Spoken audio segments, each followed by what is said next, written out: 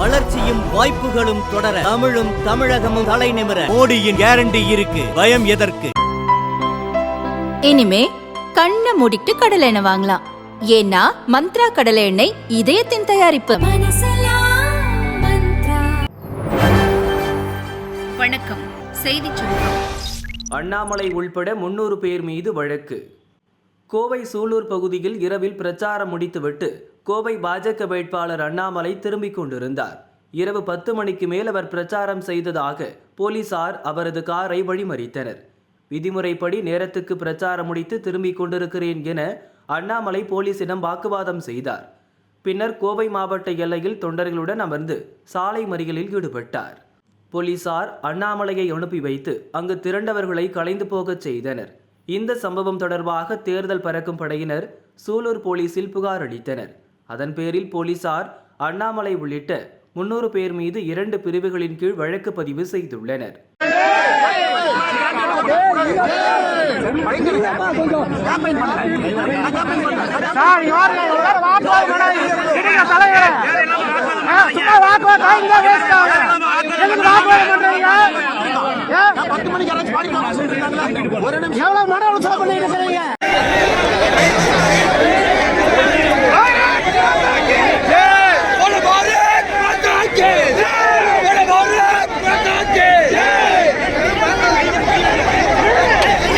பிரதமர் மோடி இன்று தமிழகம் வருகை.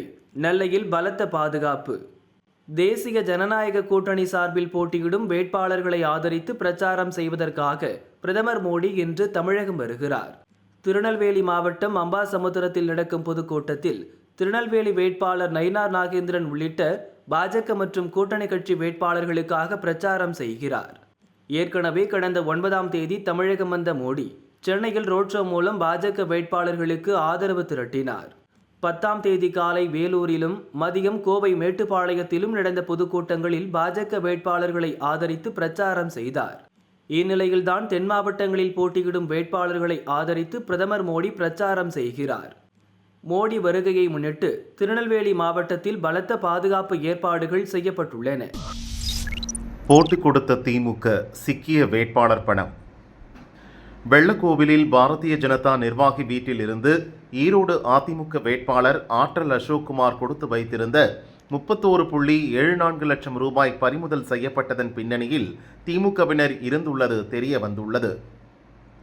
திருப்பூர் மாவட்டம் வெள்ளக்கோவில் தீத்தாம்பாளையம் பருப்புமேட்டை சேர்ந்தவர் ஜவஹர் குமார், பாரதிய ஜனதா உள்ளாட்சி மேம்பாட்டு பிரிவு மாவட்ட செயலர்.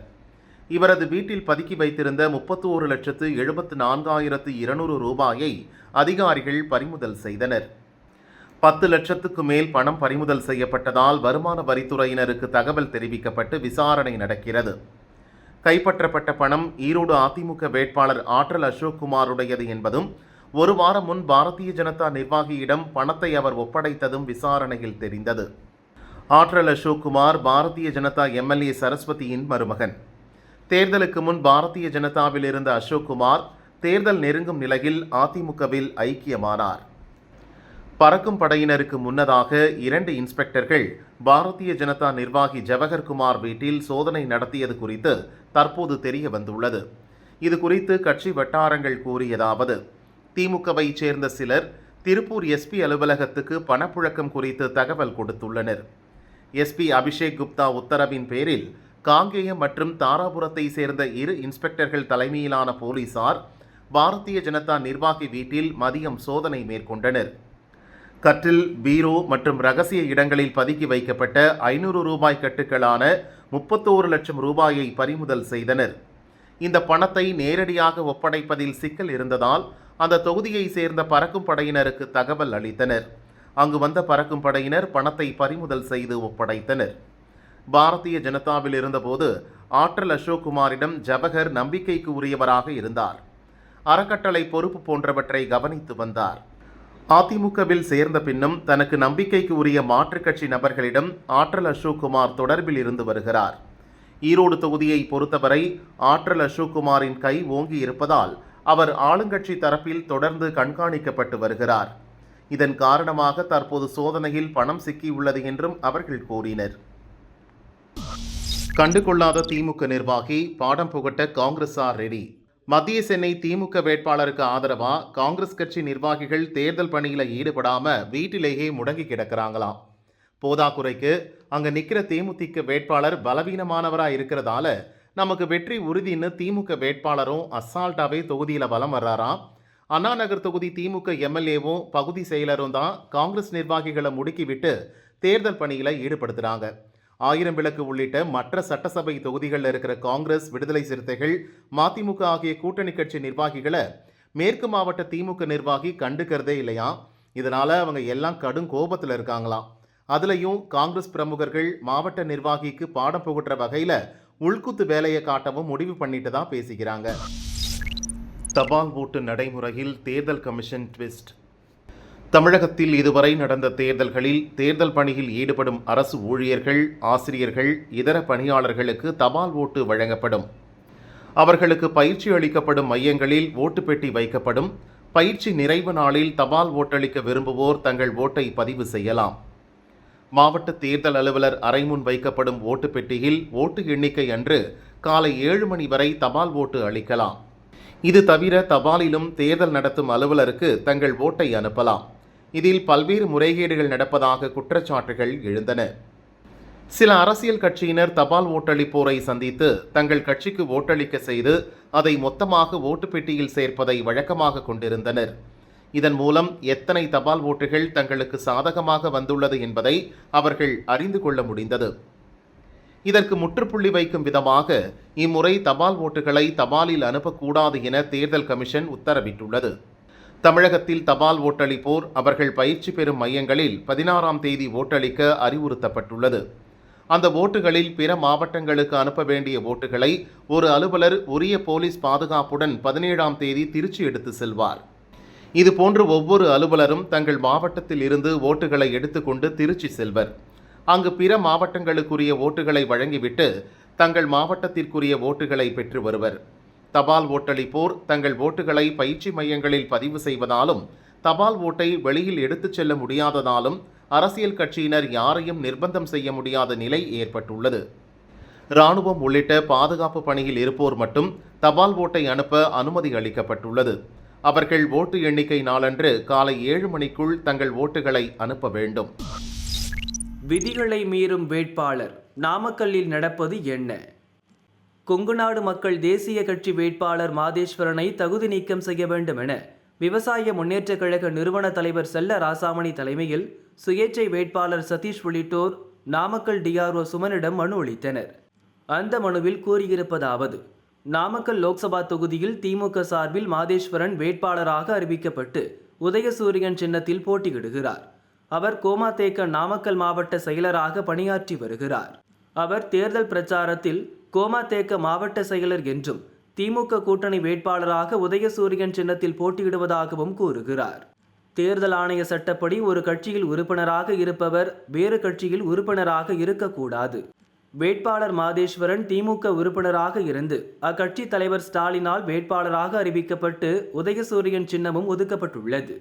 இந்நிலையில் நாமக்கல் லோக்சபா தொகுதியில் அதிகமாக வசிக்கும் கொங்கு சமுதாயம் மற்றும் விவசாயிகளின் ஓட்டுகளை பெறுவதற்காக கோமாதேகவை சேர்ந்தவர் என்றும் திமுக கூட்டணி கட்சி வேட்பாளராக போட்டியிடுவதாகவும் பொய் பிரச்சாரம் செய்து மக்களை திசை திருப்பி ஓட்டுகளை பெற முயற்சி செய்கிறார். வேட்பாளர் மாதேஸ்வரனின் தேர்தல் பிரச்சாரம் முற்றிலும் இந்திய தேர்தல் ஆணைய சட்ட விதிமுறைகளுக்கு புறம்பானது. அதனால் அவரை தகுதி நீக்கம் செய்ய வேண்டும் எனவும் மனுவில் கூறப்பட்டுள்ளது. லோக்சபா தேர்தல் போட்டியில் சீமான் போடும் தனி கணக்கு.